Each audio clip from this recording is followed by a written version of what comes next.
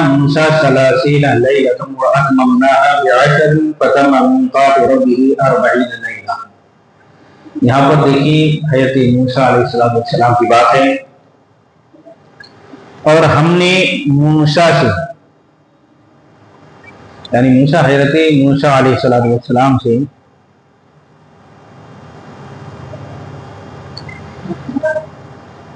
تیس رات کا وعدہ فرمایا،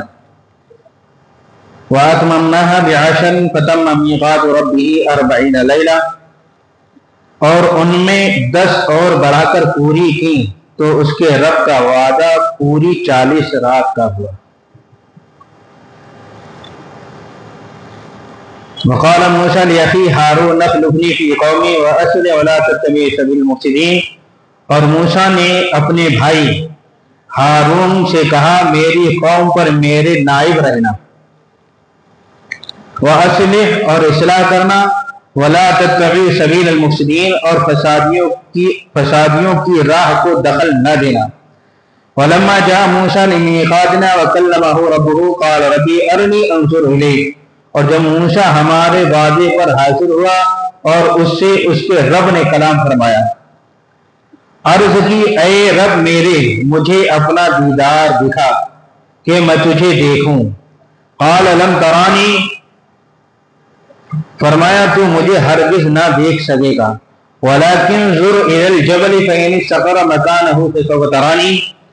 ہاں اس پہاڑ کی طرف دیکھ، یہ اگر اپنی جگہ پر ٹھہرا رہا تو ان قریب تو مجھے دیکھ لے گا۔ فلما تجلی ربہ للجبل جعلہ دکا وخر موسیٰ صیحا، پھر جب اس کے رب نے پہاڑ پر اپنا نور چمکایا اسے پاش پاش کر دیا اور موسیٰ گرا بے ہوش۔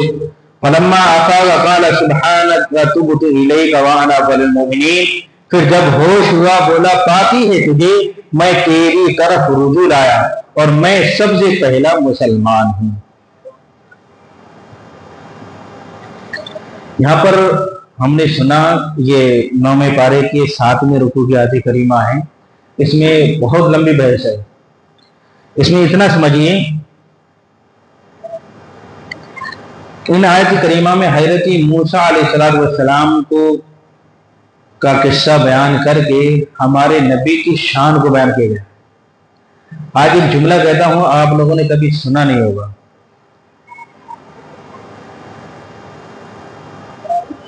جب سے دنیا قائم ہے اور میرے نبی تک جو آسمانوں پہ گیا دوبارہ لوٹ کر نہیں آیا سوائے میرے نبی کے، سوائے میرے۔ اس کا ثبوت یہ ہے 27ویں پارے کی آیت کریمہ، وَالنَّجْمِ إِذَا هَوَىٰ مَا ضَلَّ صَاحِبُكُمْ وَمَا غَوَىٰ وَمَا يَنطِقُ عَنِ الْهَوَىٰ إِنْ هُوَ إِلَّا وَحْيٌ يُوحَىٰ۔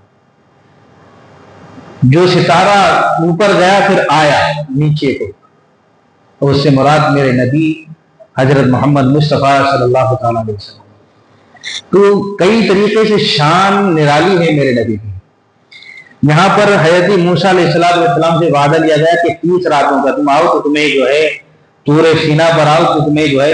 وہ کتاب عطا کی جائے گی، یہاں تک کہ آپ کو 40 تختیاں عطا کی گئی تھی جو کلام الہی تھا۔ حضرت موسیٰ علیہ السلام پر توریت نازل ہوئی نا، تو 40 تختیاں تھیں، ان 40 تختیوں میں پورا ان کی شریعت تھی۔ تو وعدہ کیا، رب کا وعدہ پوری 40 رات کا ہوا، 40 رات کے لیے، یعنی 40 رات کے لیے آپ آئیے وہاں عبادت کیجیے، ریاضت کیجیے، تو آپ کو جو ہے یہ انعام سے نوازا جائے گا۔ اپنے یہ جب طور سینا پر جب گئے تو اپنے بھائی ہارون علیہ السلام کو اپنا نائب بنا کر گئے کہ میرے پیچھے میرے نائب رہنا، یعنی لوگوں کی اصلاح کرنا اور فسادی کوئی راہ ہموار نہ کرنا۔ جب طور سینا پر گئے تو یہاں پر ایک بات بتاؤ، حضرت موسیٰ علیہ السلام طور سینا پر عبادت کرنے جائیں، وہ بھی پہاڑی ہے، تو اگر دیکھا جائے تو ہمارے نبی نے بھی پہاڑیوں پر جا کر کے عبادتیں کی ہیں کہ نہیں کی؟ جس کو غار ہرا بھی کہتے ہیں، غار ثور بھی کہتے ہیں، 2 غاریں دی ہیں اور نہ جانے کتنی غاریں ہیں جہاں پر میرے نبی نے عبادتیں کی ہیں۔ تو یہاں سے ایک بات پتہ چلتی ہے کہ اگر پہاڑ کی اونچائی پر جا کر بھی اگر عبادت کی جائے تو وہاں پر جو ہے ایسی جگہ ہوتی ہے جہاں پر کسی چیز کا کوئی دخل نہیں ہوتا ہے اور عبادت کرنے میں، رب کو یاد کرنے میں بڑا سکون حاصل ہوتا ہے، کیونکہ اور یہ پہاڑیوں پر عبادت کرنا یہ انبیاء کرام کی سنت ہے۔ یہاں تک کہ حضرت امام زین العابدین اور حضرت امام جعفر صادق رضی اللہ تعالیٰ عنہ کی زندگی میں یہ پایا گیا ہے کہ آپ جو ہے پہاڑوں پر جا کر کے عبادتیں کیا کرتے تھے۔ وَلَمَّا جَاءَ مُوسَىٰ لِمِيقَاتِنَا وَكَلَّمَهُ رَبُّهُ، اور جب موسیٰ علیہ السلام ہمارے وعدے پر حاضر ہوئے اور اسے اس کے رب نے کلام فرمایا، اس لیے حضرت موسیٰ علیہ السلام کو کلیم اللہ کہا جاتا ہے۔ وَكَلَّمَ اللَّهُ مُوسَىٰ تَكْلِيمًا، حضرت موسیٰ علیہ السلام سے جو ہے اللہ نے کلام فرمایا۔ یہاں تک کہ ایک مرتبہ کا واقعہ ہے کہ صحابہ کرام جو ہے آپس میں بیٹھے کے گفتگو فرما رہے تھے۔ کوئی یہ کہہ رہا تھا کہ اللہ نے حضرت ابراہیم علیہ السلام کو خلیل اللہ کہا، آدم علیہ السلام کو صفی اللہ کہا،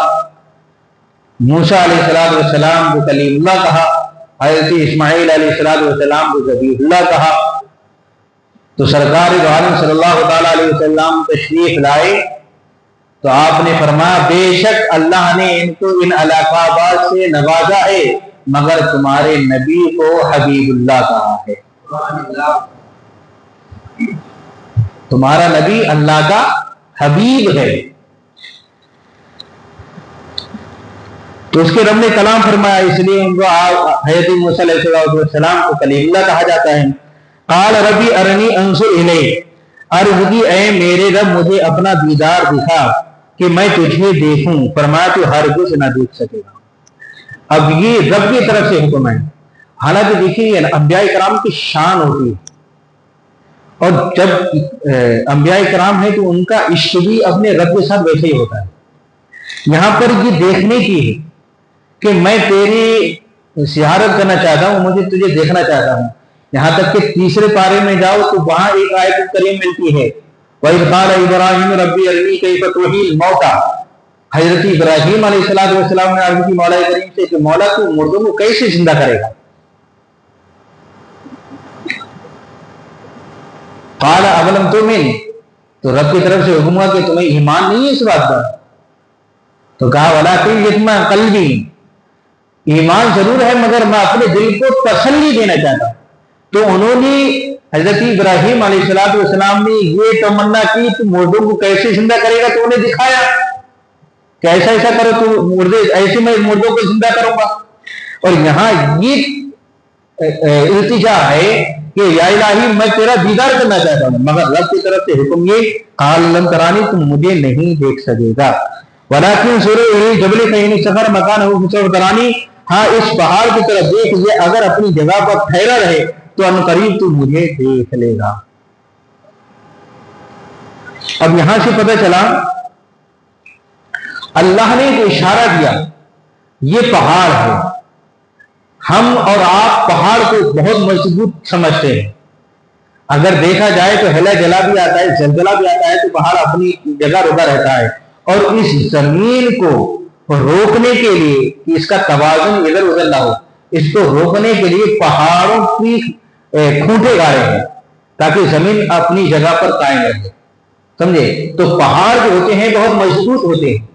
فرمایا کہ اگر یہ پہاڑ اپنی جگہ پر قائم رہے تو تم مجھے دیکھ لے گا۔ اگر جب کسی بات میں عربی گرامر کے اعتبار سے اگر جب کسی بات میں اگر اور مگر لگ جائے، جیسے اگر سورج طلوع ہے تو دن ہے، اب سورج طلوع نہیں ہے تو رات ہے، اگر ایسا ہوگا تو دیکھ لے گا، تو ایسا پایا نہیں گیا تو ویسا ہوا نہیں۔ فلما تجلی ربہ للجبل جعلہ دکا وخر موسیٰ صعقا، پھر جب اس کے رب نے پہاڑ پر اپنا نور چمکایا اسے پاش پاش کر دیا اور موسیٰ علیہ السلام بے ہوش ہو گئے۔ یعنی جب نور چمکا، ایک نور کی کرن جب پہاڑ پر گری تو جو ہے وہ اس نور سے پہاڑ جو ہے پاش پاش ہو گیا، اس کی تاب نہ لا سکا اور پہاڑ جو ہے جل گیا۔ اب یہاں پر ایک بات کہتا ہوں، 28ویں پارے کی سورہ حشر کی آیت کریں گے، لولا انزل القرآن علی جبل لرأیتہ خاشعا متصدعا من خشیۃ اللہ۔ اگر قرآن جو ہے اللہ کا کلام ہے، پہلی بات سنیں، میرے نبی کی شان دیکھیے، قرآن جو ہے اللہ کا کلام ہے، اور اس کلام کو کہا اگر اس قرآن کو پہاڑ پر اتارا جاتا تو یہ خشیت خداوندی سے جو ہے لرزنے لگتا، ہلنے لگتا، اپنی تاب نہ لا سکتا تھا، مگر اس قرآن کو اللہ نے اپنے نبی کے دل میں اتارا، اسی قرآن کو۔ اب نبی کی شان یہ جو پہاڑ جس چیز کو قبول نہ کر پائے، اس چیز کو میرے نبی کا سینہ مبارک، صدر مبارک اس کو قبول کرتا ہے، اس قرآن کو نازل کیا، ایسی ہم کو نہیں آیا، یہ قرآن نازل ہوا نبی کے سینے مبارک میں، صدر مبارک میں، پھر کہیں جا کر کے ہم کو ملا۔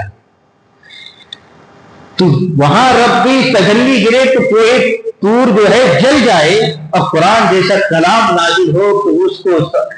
برداشت کرنے کی طاقت بھی اللہ نے اپنے حبیب کو عطا فرمائی، اور ایسی عطا فرمائی کہ حضرت موسیٰ علیہ السلام اس تجلی کو دیکھ کر کے بے ہوش ہو گئے، مگر اللہ نے اپنے محبوب کو شب معراج بلا کر کے اپنے رفع زیبا کی کل زیارت کرائی، یہاں تک کہ نبی کریم صلی اللہ تعالیٰ علیہ وسلم فرماتے ہیں کہ میں نے اپنے رب کو اپنی ماتوں کی نگاہوں سے دیکھا ہے، اور اتنی قریب سے دیکھا ہے، کانا قاب قوسین او ادنی، کمان کھینچنے پر جس کی جگہ جتنی کم رہ جاتی ہے یا اس سے بھی کم،